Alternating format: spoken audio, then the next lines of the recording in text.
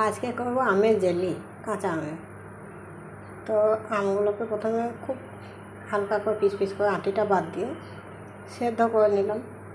সেদ্ধ করতে চাপিয়েছি, সেদ্ধ প্রায় হয়ে গেলে অল্প জলটা অল্প দেবো। আমগুলো একটু পাকা পাকা মতো হয়ে গেছে, কিন্তু আপনাদের কাঁচা আম থাকলে কাঁচা আমে করবেন, খুব ভালো হবে, চকচকে সবুজ কালারের হবে।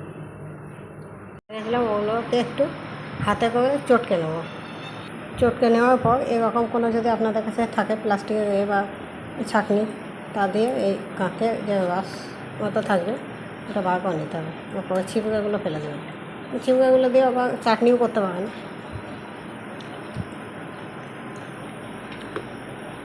আমরা কাঁচগুলো বার করে নিয়েছি, আর বাকি এরকম ছিবড়েগুলো আমি ফেলে দেবো। আমি কাঁচগুলো এবার নিয়ে আমি গ্যাসে এতে চলে যাবো। কড়াইতে চিনি, তারপর দেবো একটু জল চিনিটা গলানোর জন্য। চিনিটা যখন একটু টান টান হয়ে আসবে তখন এই আমের কাঁচগুলো দিয়ে দেবো।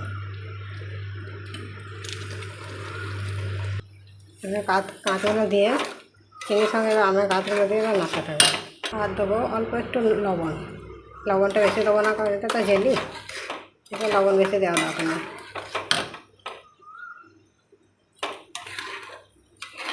চিনি এটা যখন রসটা যখন টান টান হয়ে আসলো, প্রায় অর্ধেকটা হয়ে গেছিলো, তখন আমি আমের কাঠটা দিয়ে এবার নাড়ছি। লবণ দিয়ে দিয়েছি, আর কিছু দেওয়ার দরকার নেই। আপনার চাইলে একটু লঙ্কার গুঁড়ো বা লঙ্কা শুকনো কুচোও দিতে হবে, কিন্তু আমি কিছু দিচ্ছি না, কারণ এটা জেলি টাইপের হবে, তো দেবো না।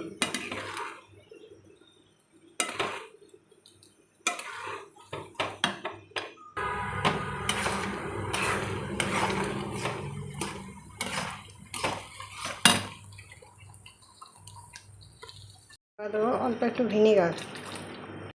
ভিনিগারটা দেওয়া হয় কারণ শুধুমাত্র অনেক দিন আচারটা থাকবে, সেই জন্য জেলিটা অনেক দিন সংরক্ষণ করার জন্য আমি ভিনিগারটা দিলাম। আর ভিনিগারটা দিলে এই কাঁচের মতো যে কালারটাও খুব সুন্দর আছে। কালার হয়ে এসছে, আমি নামিয়ে নিয়েছি, ফ্যানের হাওয়াতে ঠান্ডা করতে দিয়েছি।